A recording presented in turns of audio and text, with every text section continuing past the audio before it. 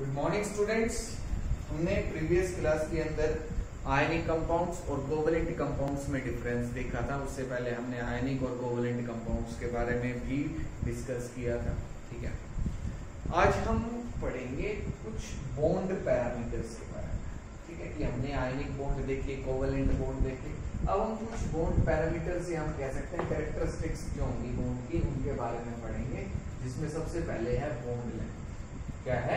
Bond length. की bond length क्या होती है, कौन कौन से फैक्टर्स पे डिपेंड करती है, ये हम डिस्कस करेंगे। ठीक है, बॉन्ड एंथैल्पी क्या होती है, वो किन किन फैक्टर्स पे डिपेंड करती है, वो सब चीजें हम इसके अंदर पढ़ने वाले हैं। तो हम स्टार्ट करते हैं बॉन्ड लेंथ। इससे स्टार्ट करते हैं बॉन्ड लेंथ। क्या होती है bond length? The equilibrium distance between the centers of the nuclei of the two bonded atoms is called bond length. Is called bond length. उसको हम क्या कहेंगे? bond length कहेंगे। न्यूक्लियाई जो होंगे, ठीक है, कि दो बॉन्डेड एटम्स हैं। सपोज करो ये दो बॉन्डेड एटम्स, एक बड़ा भी हो सकता है और एक छोटा भी हो सकता है, दोनों सेम साइज के भी हो सकते हैं। तो इनके बीच का जो डिस्टेंस होगा, इनके बीच का जो ये डिस्टेंस है, इसी को हम क्या कहते हैं? Bond length. क्या कहते हैं? Bond length. ठीक है, आगे समझ। बॉन्ड लेंथ को हम नॉर्मली जो है एंगस्ट्रॉम की टर्म में रिप्रेजेंट करते हैं। और 1 एंगस्ट्रॉम किसके इक्वल होता है? 10⁻⁻10 मीटर। या हम रिप्रेजेंट करते हैं पिकोमीटर्स की टर्म में। तो 1 पिकोमीटर किसके इक्वल होगा? 10⁻12 मीटर। मतलब एंगस्ट्रॉम और पिकोमीटर ये डिस्टेंस की यूनिट है। बहुत स्मॉल जब डिस्टेंस होता है तो उसके लिए हम इसका यूज करते हैं एंगस्ट्रॉम एंड पिकोमीटर। तो एंगस्ट्रॉम में, पिकोमीटर में हम बॉन्ड लेंथ जो है उसको डिटरमाइन करते हैं। ठीक है, ये आगे होगा आपको समझ। बॉन्ड लेंथ क्या है? न्यूक्लियस, जो दो बॉन्डेड एटम्स होंगे जिन्होंने आपस में एक केमिकल बॉन्ड बना रखा है, उनके जो न्यूक्लियस है उनके बीच में कितनी डिस्टेंस है, वो क्या होगी? Bond length. क्या होगी? Bond length. तो जो बॉन्ड लेंथ होगी, बॉन्ड लेंथ, ठीक है, अगर मैं बात करूं आयनिक कंपाउंड्स के लिए, इसके लिए बात करूं आयनिक कंपाउंड्स के लिए।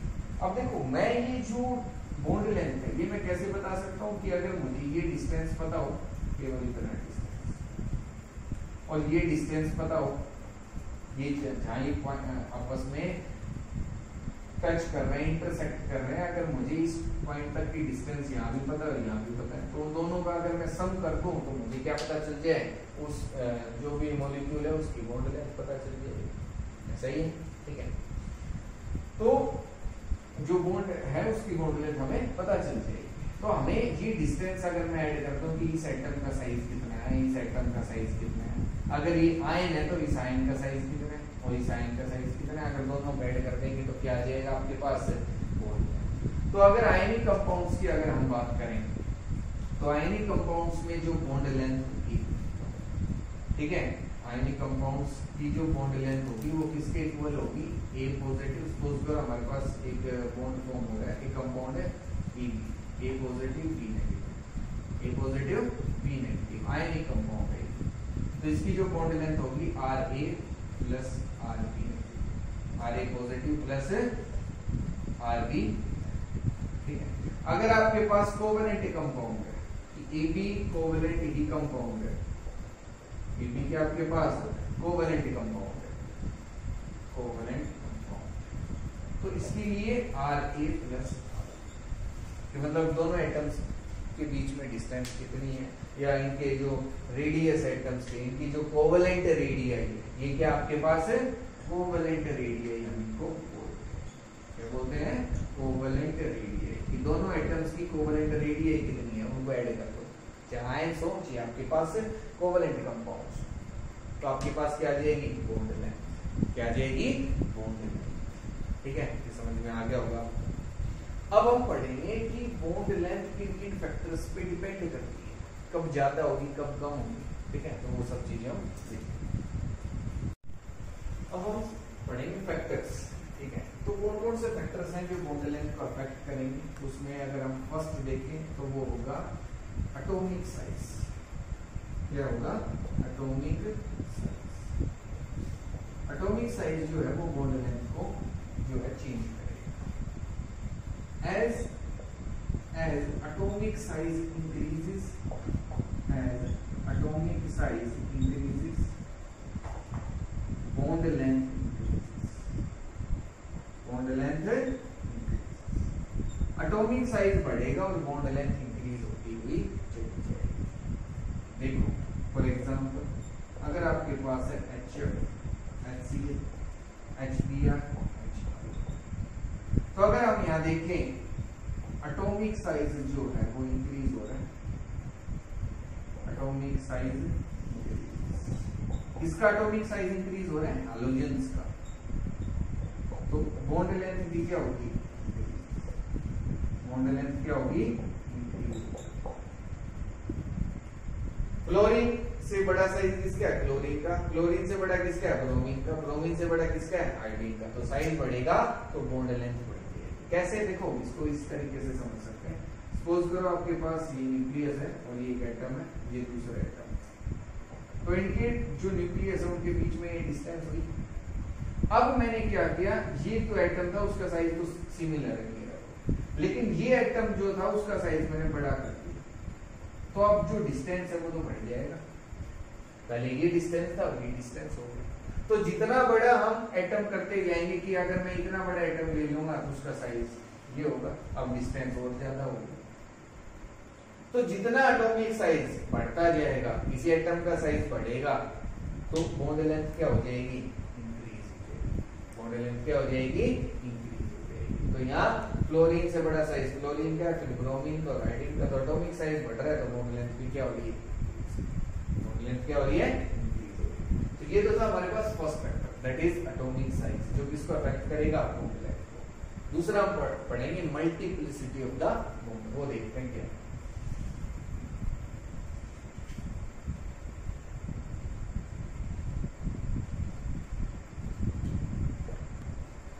नेक्स्ट फैक्टर है multiplicity of the bond. Bond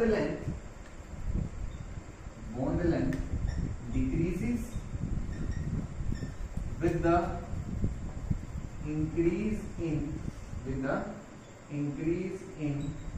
the multiplicity of the bond। multiplicity of the, कि जब बॉन्ड की मल्टीप्लिसिटी इंक्रीज हो जाएगी तो बॉन्ड लेंथ कम हो जाएगी। अब ये मल्टीप्लिसिटी होती क्या है?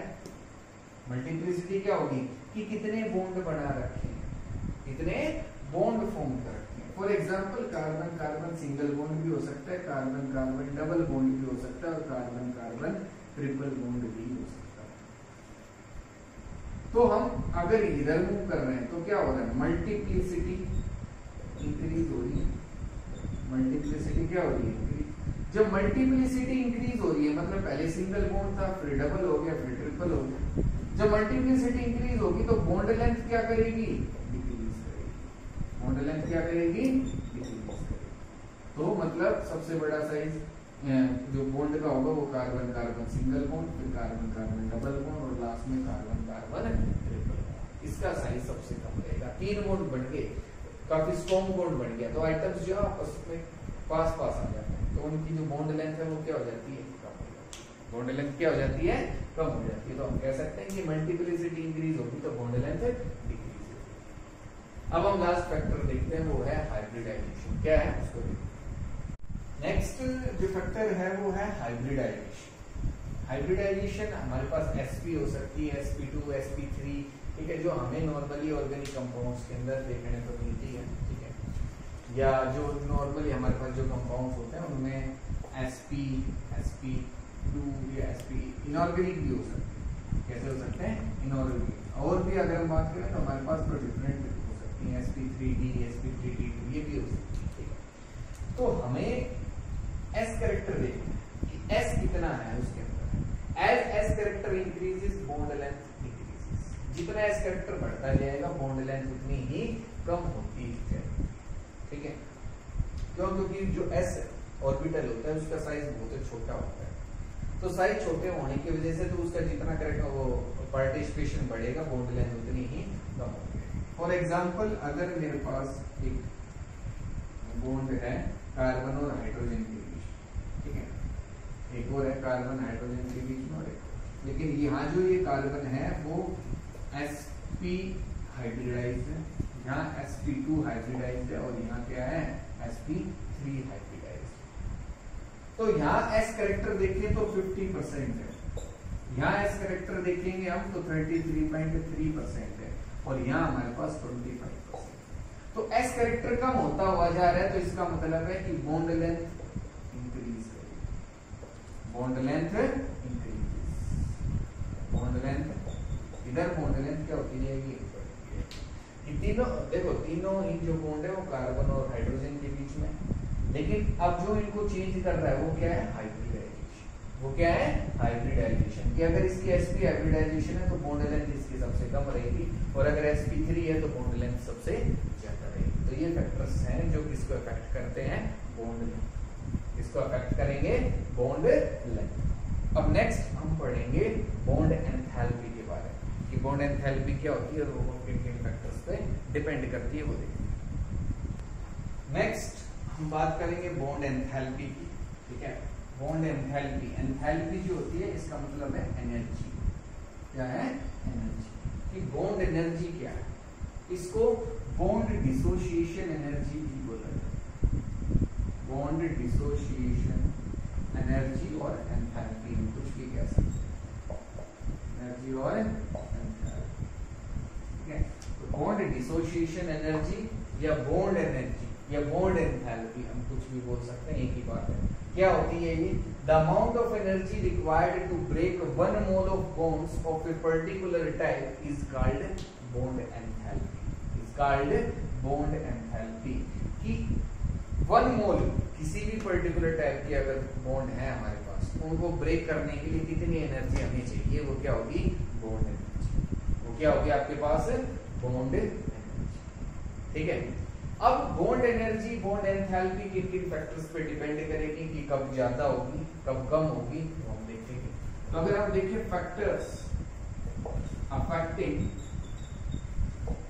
Affecting bond enthalpy, factors affecting bond enthalpy, तो इसमें जो सबसे फर्स्ट फैक्टर होगा हमारे पास वो होगा एटॉमिक साइज, एटॉमिक साइज, और हम सिंपली कह सकते हैं बॉन्ड लेंथ भी मैं बोल सकता हूँ, क्या बोल सकता हूँ बॉन्ड लेंथ, क्योंकि ये एक दूसरे के साथ पे डिपेंड करते हैं। एटॉमिक साइज बढ़ेगा तो बॉन्ड लेंथ भी बढ़ेगी, ठीक है। तो हम इसमें लिखेंगे as atomic size increases, as atomic size increases bond length increases, bond length increases and hence, या और हम लिख सकते हैं therefore strength of bond decreases, strength of bond decreases and hence bond enthalpy decreases, bond enthalpy, कि जब atomic size बढ़ेगा तो बॉन्ड लेंथ बढ़ेगी, एटॉमिक साइज बढ़ेगा तो क्या बॉन्ड लेंथ बढ़ेगी।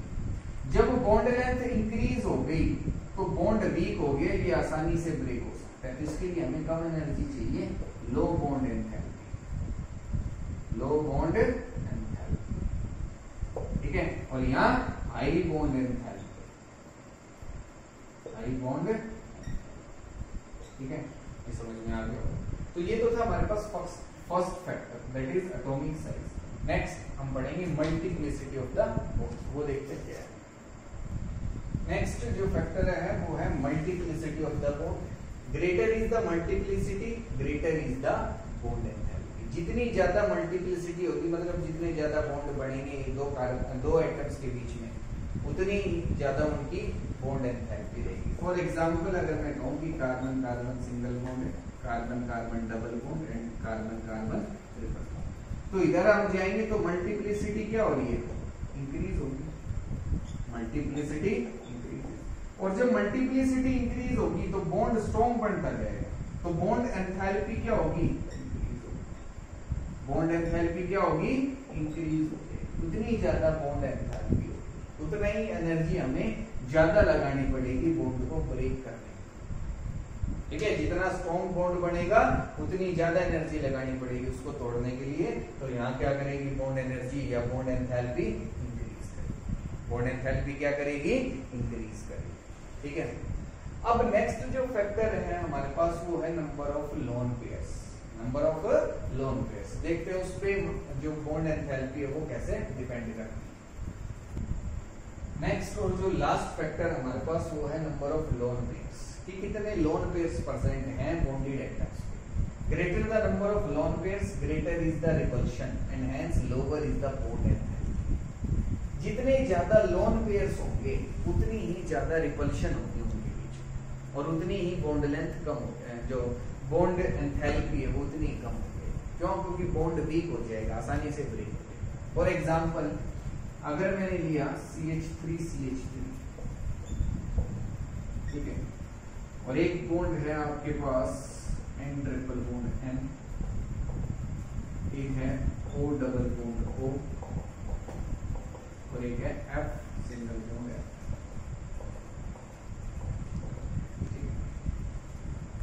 अगर हम बात करें यहाँ कार्बन कार्बन बॉन्ड है, इधर नाइट्रोजन नाइट्रोजन बॉन्ड है और इधर ऑक्सीजन ऑक्सीजन बॉन्ड है और फ्लोरीन फ्लोरीन। सिंगल बॉन्ड की बात करेंगे, डबल बॉन्ड की नहीं करेंगे। यहाँ तो ऐसा डेफिनेटली होगा कि ट्रिपल बॉन्ड है उसको तोड़ने के लिए ज्यादा एनर्जी लगेगी, डबल बॉन्ड के लिए कम लगेगी। ठीक है, लेकिन हम सिंगल बॉन्ड की बात करेंगे सबकी जब कर रहे हैं कि अगर ये सिंगल है तो इसमें सिंगल लिखेंगे, ट्रिपल नहीं लिखेंगे। तो हम यहाँ अगर बात करें कार्बन कार्बन बॉन्ड की, नाइट्रोजन नाइट्रोजन बॉन्ड की, ऑक्सीजन ऑक्सीजन बॉन्ड, तो हम क्या देख रहे हैं, यहाँ कोई भी लोन पेयर नहीं है, यहाँ एक लोन पेयर, यहाँ दो लोन पेयर है, यहाँ तीन लोन पेयर। कितने लोन पेयर्स हैं, तीन लोन पेयर्स। तो यहाँ मैक्सिमम रिपल्शन होगा। क्या हो रहा है, लोन पेयर्स जो है इंक्रीज, लोन पेयर्स क्या कर रहे हैं, इंक्रीज कर रहे हैं। तो repulsion between lone pair increase, repulsion क्या हो रहा है, लोन पेयर में इंक्रीज होता जा रहा है। जितने ज्यादा लोन पेयर होंगे उतने एक दूसरे को रिपेल करेंगे। यहाँ भी रिपल्शन हो रही है, यहाँ भी हो रही है, यहाँ कोई नहीं है तो रिपल्शन नहीं। And hence bond enthalpy